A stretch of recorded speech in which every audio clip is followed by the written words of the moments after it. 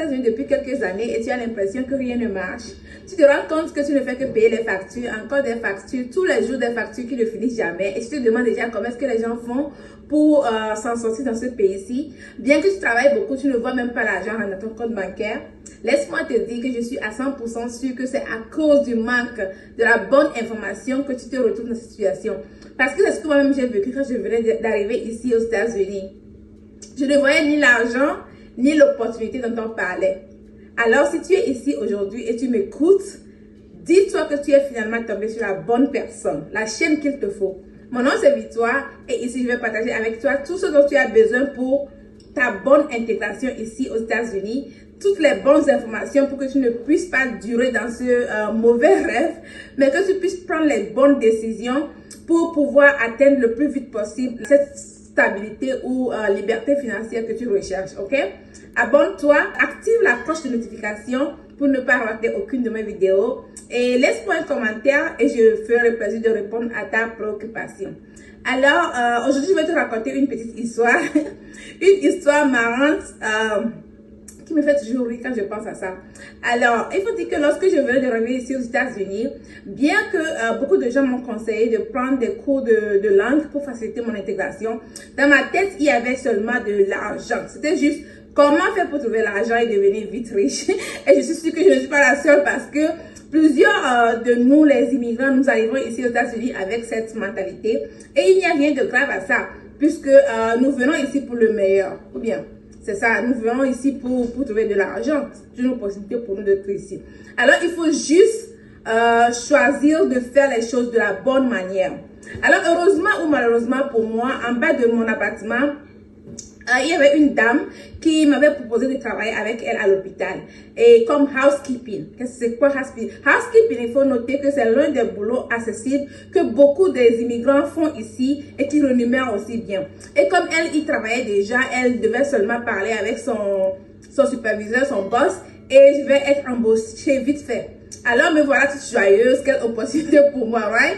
Je n'avais même plus à faire une demande et attendre jusqu'on m'appelle, parce que il faut noter aussi que c'est pas évident qu'on trouve le boulot aussi facilement ici, parce que tu dois faire les demandes, tu dois attendre, puisque tu n'as même pas l'expérience, et je voyais ça comme une chance pour moi, pour qu'elle puisse me dire ça. Alors, tout s'est bien passé jusqu'à ce qu'on devait commencer le boulot. Et c'était trop bien parce qu'on avait même le même shift, comment est-ce qu'on dit shift? Le même emploi du temps.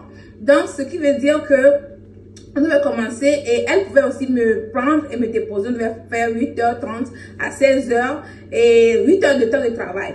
Alors, après quelques minutes de conduite ce jour-là, nous voici à l'hôpital. Mais mes amis, dès que nous avons traversé les grandes portes de l'hôpital, j'ai senti cette odeur de l'hôpital qui m'a rendu mal à l'aise en même temps. Je ne supporte pas, il faut dire que c'est quelque chose que je ne supporte pas depuis longtemps. Mais comme toute mon idée était sur l'argent, comment faire l'argent, je n'ai même pas pensé à ça quand elle me proposait de travailler avec elle. À l'instant même, je me suis dit, ah, c'est pas grave, on va gérer ça, c'est l'argent qui compte. Puisque ma voisine m'a déjà aussi fait savoir qu'il n'y avait pas rien de spécial que je pouvais faire parce que je n'avais pas d'expérience et vu mon niveau d'anglais aussi, ce n'était pas ça. Donc, alors, on était partis échanger les uniformes et notre boulot ne consistait juste que sortir des poubelles des bureaux de l'hôpital, de quelques chambres, et on doit mettre aussi certaines choses dans la machine à laver, comme les draps, les serviettes et en fait tout, c'est très simple, c'est quelque chose de simple. Et aussi il faut savoir que si quelqu'un verse quelque chose par hasard ou bien s'il y a des traces de sang par terre quelque part, l'hôpital va nous appeler, on doit aller vite faire pour nettoyer ça, pour rendre la place propre. Entre-temps, mon malaise ne faisait que grandir, les amis. Je voyais des infirmières qui se bousculaient de tous les côtés, les malades que je peux attendre gémir dans leur douleur et de l'autre côté aussi, je pensais déjà aux traces de sang que nous devons nettoyer. J'ai vite réalisé que je n'avais pas, c'est pas quelque chose que je pouvais faire.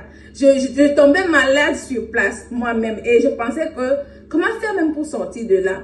La bonne dame qui ne faisait que m'encourager, que ça va aller, comme c'était mon premier boulot, ma chérie, ne t'en fais pas, tu vas t'habituer, c'est comme ça toujours. Et parce qu'elle peut voir que je souffrais, au fait. Elle voit que je n'allais pas bien. Et c'est vrai, je n'allais pas bien. Peut-être qu'elle pensait aussi que j'étais un peu paresseuse parce qu'elle a dit, Victoire, tu sais qu'on va prendre 30 minutes de pause.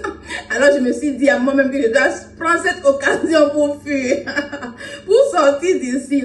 Alors, je lui ai dit, est-ce que je peux aller prendre un peu d'air dehors? Elle a dit, oui, bien sûr, vas-y.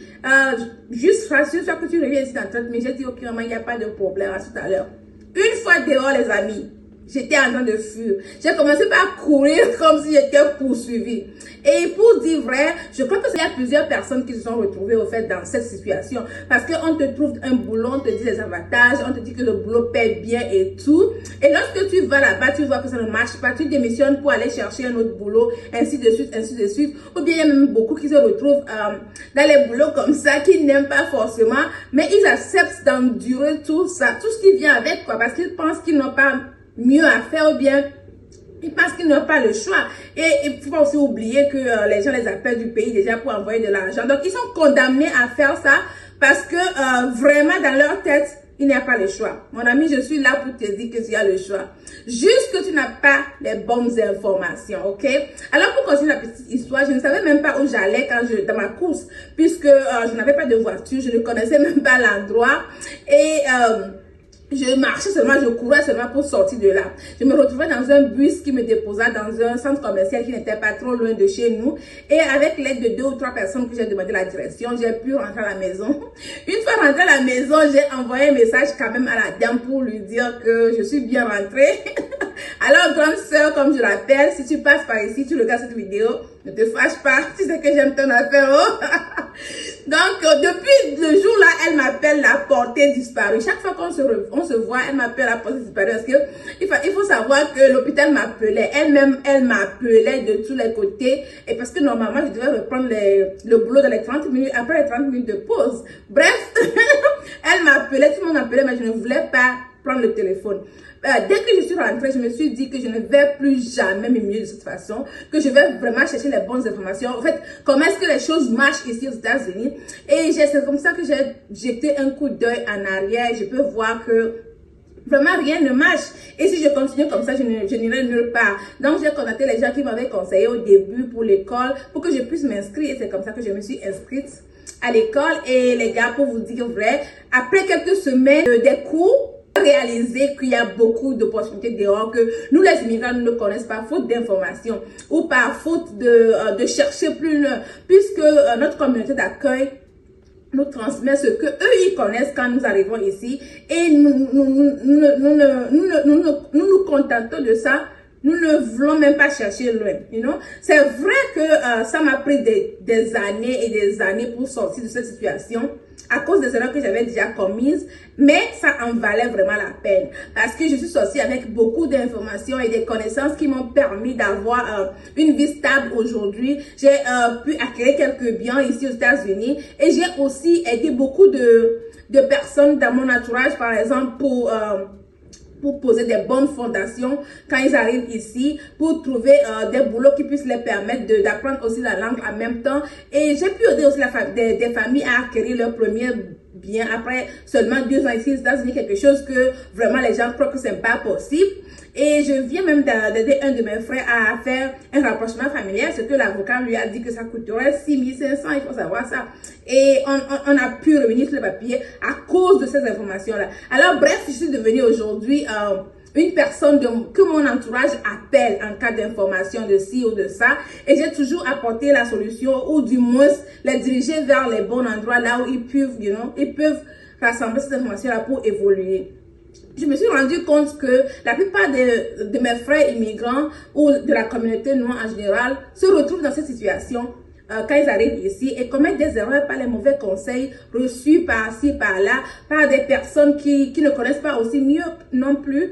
Alors, c'est pourquoi j'ai décidé vraiment de créer cette chaîne YouTube pour partager l'information avec toi, ok? Parce qu'il faut dire que j'ai parcouru YouTube, j'ai parcouru les réseaux sociaux, je n'ai pas trouvé les informations ou bien les opportunités que je suis prête à partager avec toi sur cette chaîne, ok?